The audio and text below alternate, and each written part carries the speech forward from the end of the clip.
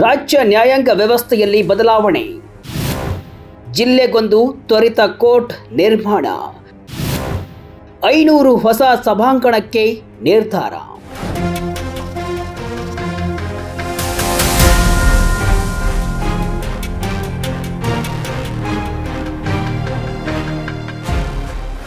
ಮೆಟ್ಟಿಲೇರಿದರೆ ಪರಿಹಾರ ಸಿಗಲು ತಲೆಮಾರುಗಳೇ ಕಳೆಯುತ್ತವೆ ಎಂಬ ಹಳೆಯ ಮಾತಿಗೆ ಶೀಘ್ರವೇ ಮುಕ್ತಿ ಸಿಗುವ ಕಾಲ ಸನ್ನಿಹಿತವಾಗಿದೆ.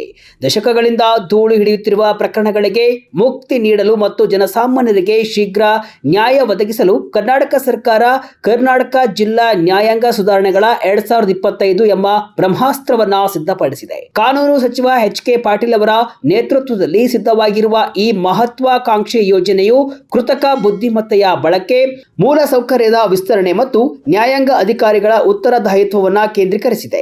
ಹಳ್ಳಿಗಳ ಜನರು, ರೈತಾಪಿ ವರ್ಗ ಮತ್ತು ದಾವೇದಾರರ ಹಿತದೃಷ್ಟಿಯಿಂದ ರೂಪಿಸಲಾಗಿರುವ ಈ ಸುಧಾರಣೆಗಳು ರಾಜ್ಯದ ನ್ಯಾಯಾಂಗ ಇತಿಹಾಸದಲ್ಲಿ ಒಂದು ಹೊಸ ಮೈಲಿಗಲ್ಲಾಗುವ ಮುನ್ಸೂಚನೆ ನೀಡುತ್ತಾ ಇವೆ. ಹಾಗಾದ್ರೆ ಏನಿದು ಜಿಲ್ಲೆಗೊಂದು ಕೋರ್ಟ್ ನಿರ್ಮಾಣ? ಇದರಿಂದ ಏನ್ ಲಾಭ? ಡೀಟೇಲ್ ಆಗಿ ನೋಡ್ಕೊಂಡು ಬರೋಣ ಬನ್ನಿ. ಜಿಲ್ಲೆಗೊಂದು ಫಾಸ್ಟ್ ಟ್ರ್ಯಾಕ್ ಕೋರ್ಟ್.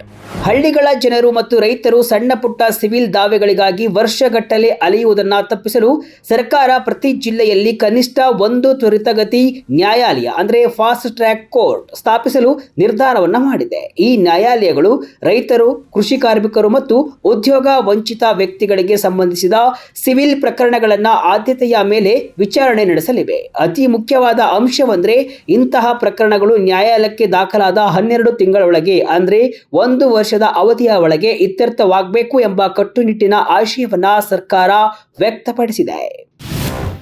ಮೂಲ ಸೌಕರ್ಯದ ಬಲವರ್ಧನೆ. 500 ಹೊಸ ಕೋರ್ಟ್ ಹಾಲ್ಗಳು.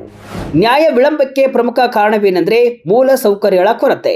ಇದನ್ನ ನೀಗಿಸಲು ಸರ್ಕಾರ 2030ರ ವೇಳೆಗೆ ರಾಜ್ಯಾದ್ಯಂತ 500 ಹೊಸ ನ್ಯಾಯಾಲಯದ ಕೊಠಡಿಗಳನ್ನು ನಿರ್ಮಿಸುವ ಬೃಹತ್ ಗುರಿಯನ್ನ ಹೊಂದಿದೆ. ಕೇವಲ ಕಟ್ಟಡಗಳಲ್ಲದೆ ನ್ಯಾಯಾಂಗ ಅಧಿಕಾರಿಗಳಿಗೆ ಸುಸಜ್ಜಿತ ವಸತಿ ಸೌಲಭ್ಯಗಳನ್ನು ಒದಗಿಸುವುದು ಈ ಯೋಜನೆಯ ಭಾಗವಾಗಿದೆ. ವಿಶೇಷವಾಗಿ ಕೋರ್ಟ್ಗೆ ಬರುವ ಮಹಿಳೆಯರು ಮತ್ತು ಹಿರಿಯ ನಾಗರಿಕರಿಗೆ ಯಾವುದೇ ತೊಂದರೆಯಾಗದಂತೆ ಪ್ರತ್ಯೇಕ ಮತ್ತು ಸುಸಜ್ಜಿತ ವ್ಯವಸ್ಥೆಗಳನ್ನು ಕಲ್ಪಿಸುವುದನ್ನು ಈ ವಿಧೇಯಕದಲ್ಲಿ ಕಡ್ಡಾಯಗೊಳಿಸಲಾಗಿದೆ.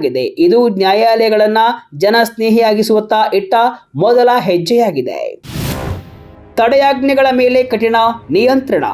ಹಲವು ವರ್ಷಗಳಿಂದ ಸಾರ್ವಜನಿಕ ಹಿತಾಸಕ್ತಿ ಯೋಜನೆಗಳು ಅಥವಾ ಮೂಲ ಸೌಕರ್ಯ ಕಾಮಗಾರಿಗಳು ಕೇವಲ ತಡೆಯಾಜ್ಞೆ ಅಂದರೆ ಸ್ಟೇ ಆರ್ಡರ್ ಕಾರಣದಿಂದ ಅರ್ಧಕ್ಕೆ ನಿಂತಿರುತ್ತವೆ. ಇದಕ್ಕೆ ಅಂತ್ಯ ಹಾಡಲು ಸರ್ಕಾರ ಹೊಸ ನಿಯಮವನ್ನು ರೂಪಿಸಿದೆ. ಇನ್ನು ಮುಂದೆ ನ್ಯಾಯಾಲಯಗಳು ಇಂತಹ ಪ್ರಕರಣಗಳಲ್ಲಿ ಮಧ್ಯಂತರ ಆದೇಶ ನೀಡುವಾಗ ಅತ್ಯಂತ ಜಾಗರೂಕತೆ ವಹಿಸಬೇಕಾಗುತ್ತೆ. ಯಾವುದೇ ಮಧ್ಯಂತರ ಆದೇಶವು ಹೊರಡಿಸಿದ ದಿನಾಂಕದಿಂದ ಗರಿಷ್ಠ 30 ದಿನಗಳವರೆಗೆ ಮಾತ್ರ ಚಾಲ್ತಿಯಲ್ಲಿರುತ್ತೆ. ವಿಶೇಷ ಮತ್ತು ಅನಿವಾರ್ಯ ಕಾರಣಗಳಿಲ್ಲದೆ ಇದನ್ನು ಮುಂದುವರಿಸುವ ಇದರಿಂದ ಅಭಿವೃದ್ಧಿ ಕೆಲಸಗಳಿಗೆ ವೇಗ ಸಿಗಲಿದೆ. ನ್ಯಾಯಾಂಗದಲ್ಲಿ ಕೃತಕ ಬುದ್ಧಿಮತ್ತೆ ಅಂದರೆ ಎಐ ಬಳಕೆ.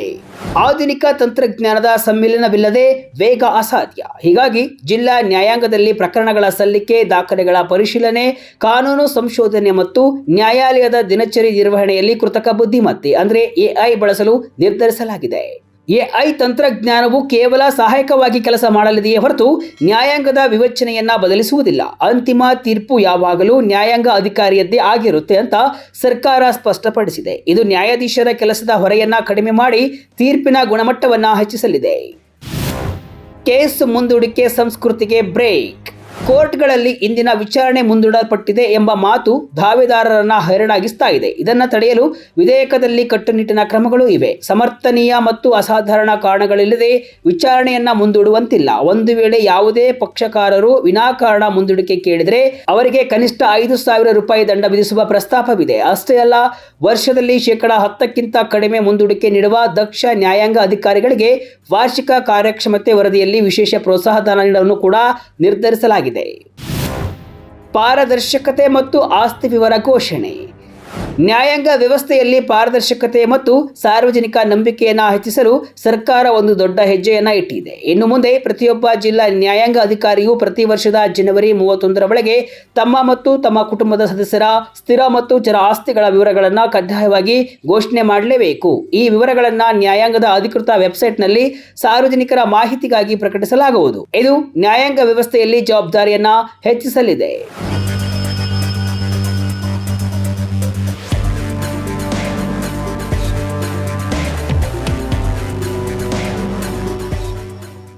ಒಟ್ಟಿನಲ್ಲಿ ಹೆಚ್ಚಿನ ಪ್ರಕರಣಗಳು ಕೆಳಹಂತದ ನ್ಯಾಯಾಲಯಗಳಲ್ಲಿ ಇತ್ಯರ್ಥವಾಗುವುದರಿಂದ ವಿಚಾರಣಾ ನ್ಯಾಯಾಲಯಗಳನ್ನು ಬಲಪಡಿಸುವುದು ಅತ್ಯಗತ್ಯ.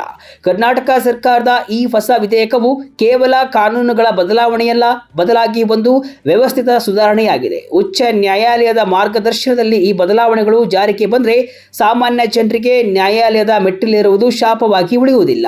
ದಾವೆದಾರರು ತಮ್ಮ ಜೀವನದ ಅಮೂಲ್ಯ ಸಮಯವನ್ನ ನ್ಯಾಯಾಲಯದ ಆವರಣದಲ್ಲಿ ಕಳೆಯುವ ಬದಲಾಗಿ ಶೀಘ್ರವಾಗಿ ನ್ಯಾಯ ಪಡೆದು ನೆಮ್ಮದಿಯ ಜೀವನ ನಡೆಸಲು ಈ ಕರ್ನಾಟಕ ಜಿಲ್ಲಾ ನ್ಯಾಯಾಂಗ ಸುಧಾರಣೆಗಳ 2025 ಪೂರಕವಾಗಲಿದೆ. ಕೃತಕ ಬುದ್ಧಿಮತ್ತೆ ಮತ್ತು ಕಟ್ಟುನಿಟ್ಟಿನ ನಿಯಮಗಳ ಸಮ್ಮಿಲನವು ರಾಜ್ಯದ ನ್ಯಾಯಾಂಗ ವ್ಯವಸ್ಥೆಯನ್ನ ರಾಷ್ಟ್ರ ಮಟ್ಟದಲ್ಲಿ ಮಾದರಿಯನ್ನಾಗಿ ಮಾಡುವ ಎಲ್ಲಾ ಲಕ್ಷಣಗಳನ್ನು ಹೊಂದಿದೆ.